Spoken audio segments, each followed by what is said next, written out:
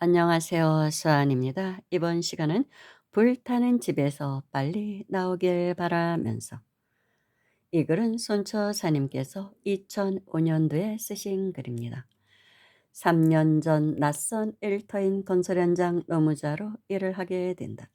처음 건설 노무자로 일하게 되었을 때 애로사항은 이만저만이 아니었다. 건설 용어에서부터 인부들의 사고방식, 그에 따른 자포자기한 듯한 행동들과 욕설, 여기에 적응하는 데 1년이란 세월이 흘렀다. 흔히들 얘기하는 노가다인데 건설 현장 인부를 일컫는 말이리라.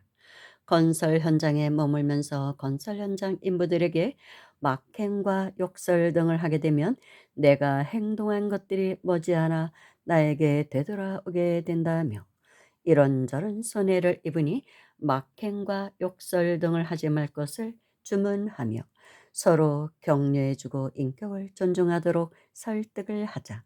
처음에 인부들은 고웃음치며 노가다의 근성과 멋이란다. 끈질긴 권유에다가 매일 아침 웃는 얼굴로 인사하는 습관에서 이분들은 한 사람씩 한 사람씩 마음을 돌리게 된다.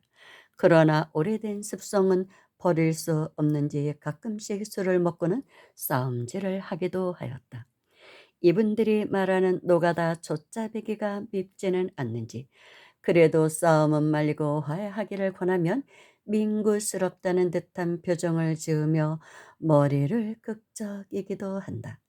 간혹 기독교인들이 있지만 대다수가 종교가 없거나 불교라 하지만 초파일날 절에 가서 등을 달고 복을 기원하는 수준이었다. 어쨌든 현장에서 살생은 금물이라며, 살생을 했을 때 일어날 사고들에 대한 설명을 하며 각별한 지휘를 해줄 것을 당부드려 보았다. 그러나 건설 현장 조짜배기의 말을 들을리 만무하다. 그러던 어느 날 인부 한 사람 출근하지를 않아 무슨 일인가 하였더니 저수지 공사를 하면서 저수지에 잉어며 쏘가리 등을 잡다가 갑자기 허리를 못 쓰게 되어 병원에 치료를 받았지만 나올 낌새 없이 집에 들어 누워 있다고 한다. 동료 인부에게 알려 내일 그분을 현장에 나오도록 하였다. 아픈 몸을 낫게 할 수 있다고. 다음 날 아픈 몸을 이끌고 환자 인부 엉거주춤하며 현장에 왔다.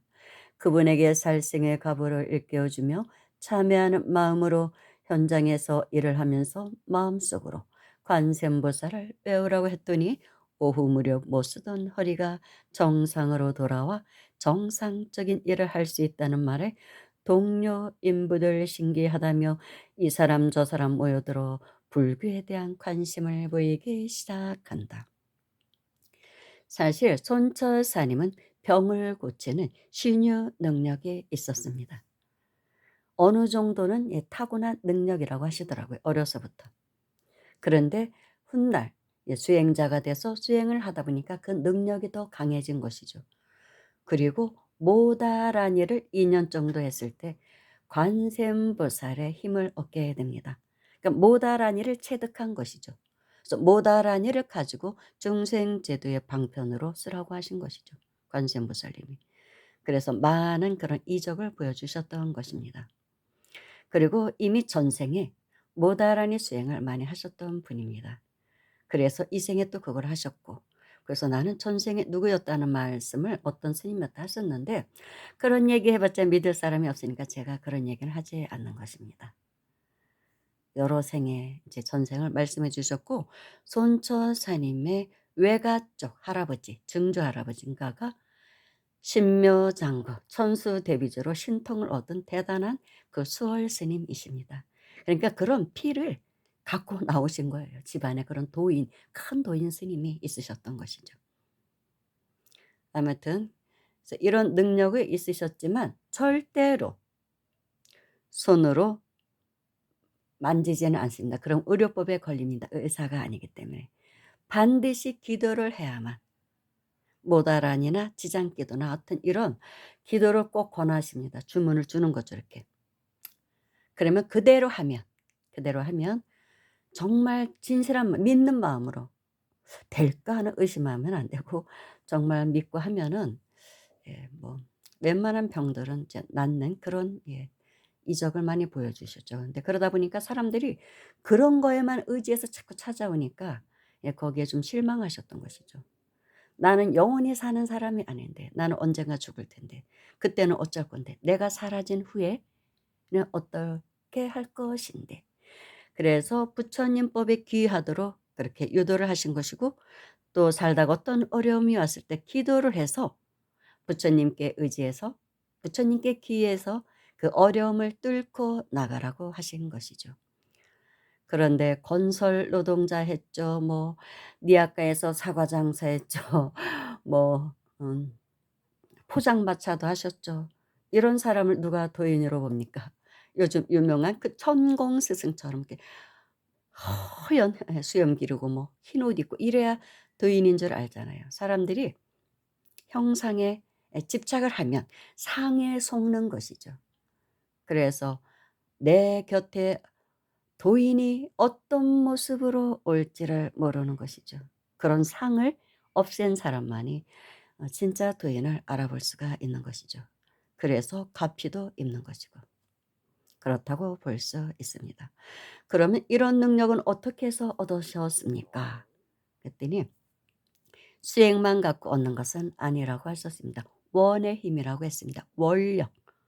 나는 중생들을 제도하기 위해서 이 세상에 왔고 그들을 제도하기 위해서 원을 세웠다. 여러 생의 원을 세웠다는 것이죠.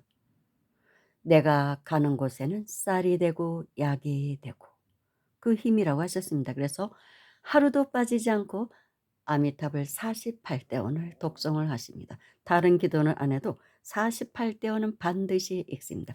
원의 힘을 갖기 위해서.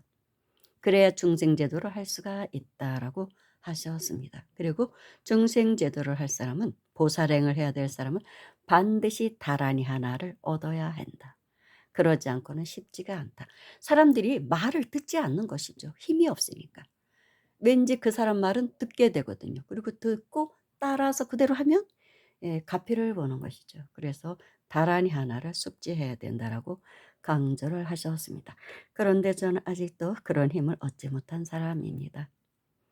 아무튼 다시 본문으로 들어가서 이 사건을 유심히 지켜보던 식당집 주인 할머니께서는 우리는 천주교인데 부처님의 은혜를 받을 수 있느냐고 묻는다.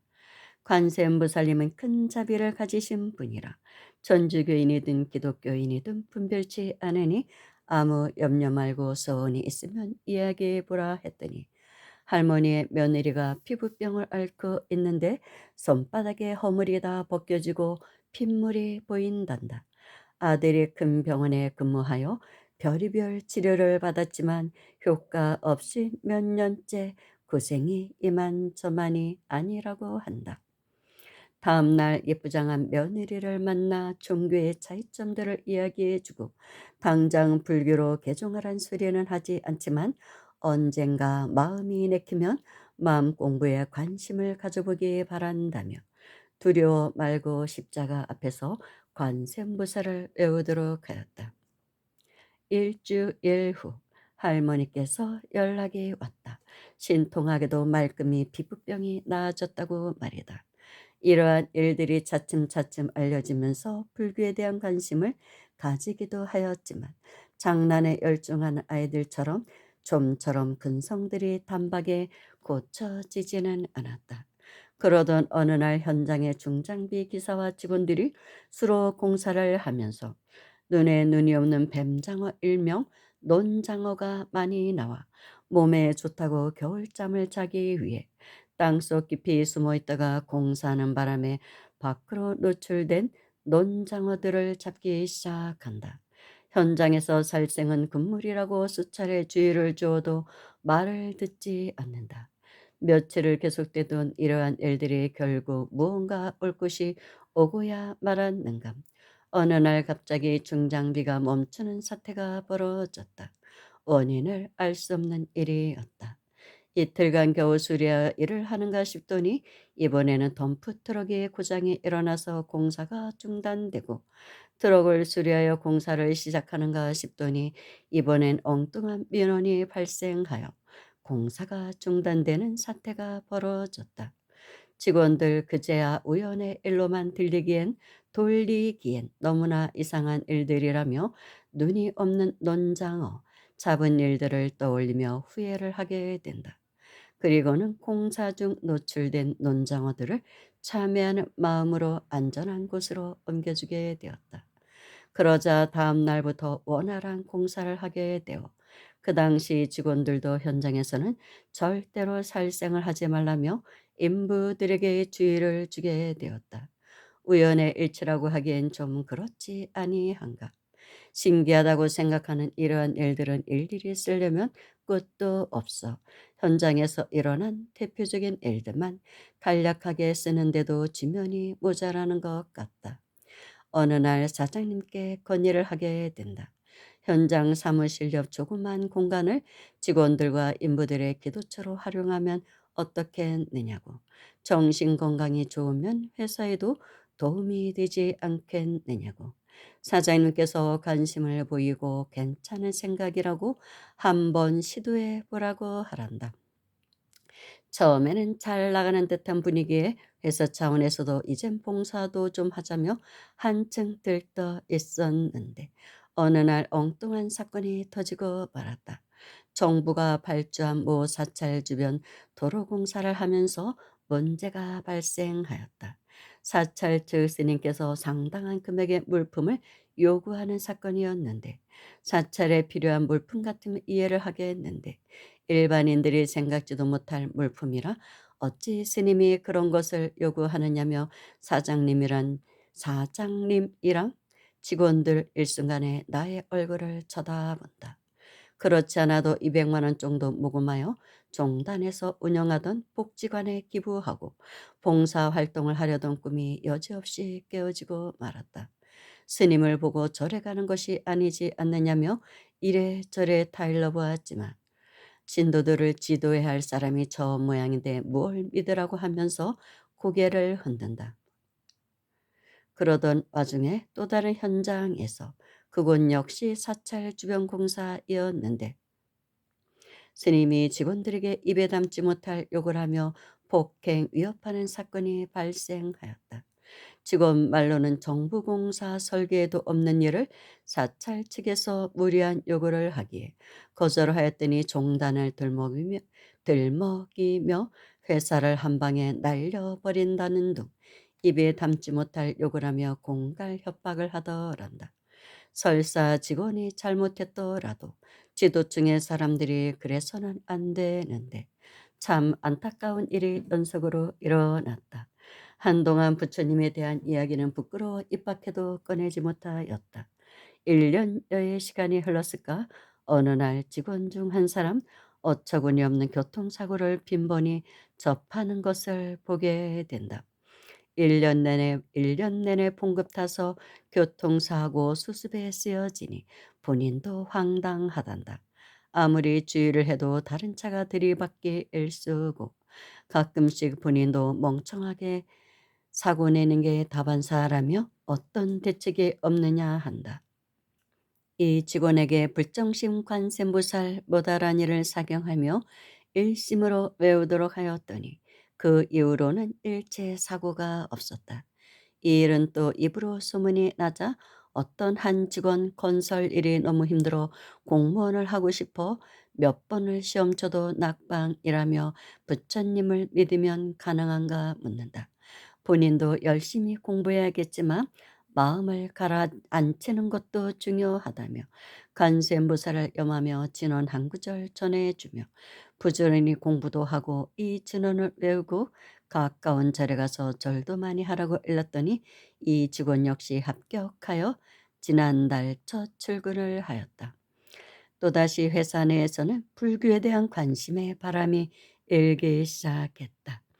어떤 총각 직원 한 사람 남들은 애인이 있는데 이 기구한 팔자 왜 애인이 없느냐며 부처님께 절하면 애인이 생길 수 있느냐 하길래 그렇다며 이 총각을 데리고 발공산 갓바위에 올라가 절을 시켰더니 이튿날 이상한 인연의 애인이 생겨 지금은 결혼하여 알콩달콩 살고 있다.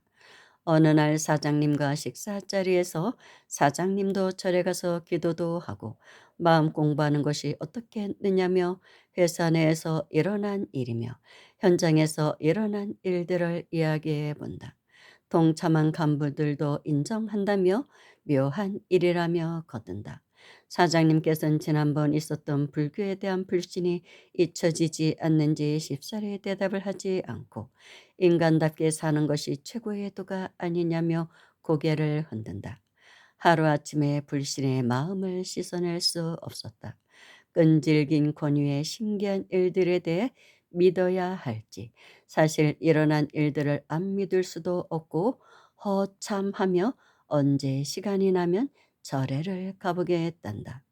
우리 사장님은 참 덕이 있는 분이다. 남들에게 대하는 모습을 보면 참 인간답게 사시는 분이구나 하고 항상 존경한다.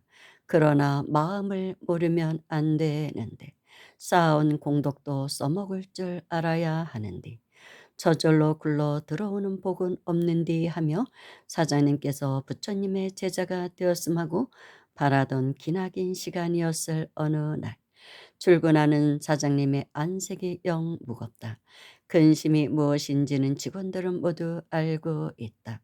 우리로서는 큰 공사가 계약이 될 듯하다 무산되고 이러기를 여러 차례 이 불경기의 하도급 계약을 딴다는 것은 참 어려운 일이다. 사무실 건물을 청소하고 있을 때 사장님께서 가까이 다가와 지금 저래 좀 같이 갈 수 없느냐고 한다. 마음속이 미칠 것만 같단다. 계약의 소식이 없으니 입이 바짝바짝 마른다며 절에 가서 절이라도 마음껏 하면 마음속이 좀 후련할라나 하고 나는 속으로 쾌재를 불렀다. 사장님 일단 믿어보시라니깐요 하고 말이다. 부처님 전에 올린 쌀을 정성을 다하여 사장님께서 직접 손으로 담아서 챙기도록 하고 간부들을 대동하고 가까운 절에를 올랐다. 굽이굽이 산모퉁이를 돌아 절 입구에 도착했을 때 핸드폰 소리가 울린다. 사장님의 얼굴이 금세 환하게 웃으며 연신 고개를 끄덕인다. 계약하러 오라며 만날 장소를 정하는 모양이다. 아, 글씨 일단 믿어보시면 안단께로. 하하하.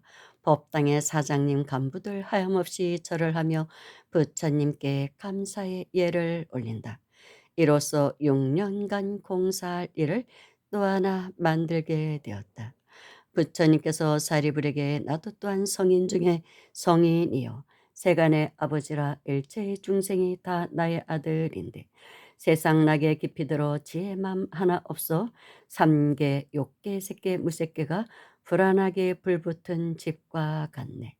여러 고통 가득하여 엄청나게 두려워라. 언제나 나고 늙고 병들고 죽는 근심 걱정 없을 성가. 이러한 불길들이 치열하여 쉴 새가 없네. 삼계에 불타는 집 열에는 이미 떠나 고요하고 한가하게 숙가들의 편안하다. 이제 이 삼계는 모두 내 것이요. 그 가운데 있는 중생 모두 나의 자식일세. 지금 이곳에는 환란이 한이 없으니 오직 나 혼자서 능히 다 구호한다. 비록 다시 다 일어나 믿어받지 않는 것은 여러 가지 용락에만 깊이 탐착한 연근이라. 이러한 방편으로 삼승법을 설하여 여러 중생에게 삼계 고통 알려주고 출세간의 길을 열어보여 연설하였노라. 나무아미타불 관세음보살, 나무아미타불 관세음보살, 나무아미타불 관세음보살. 감사합니다.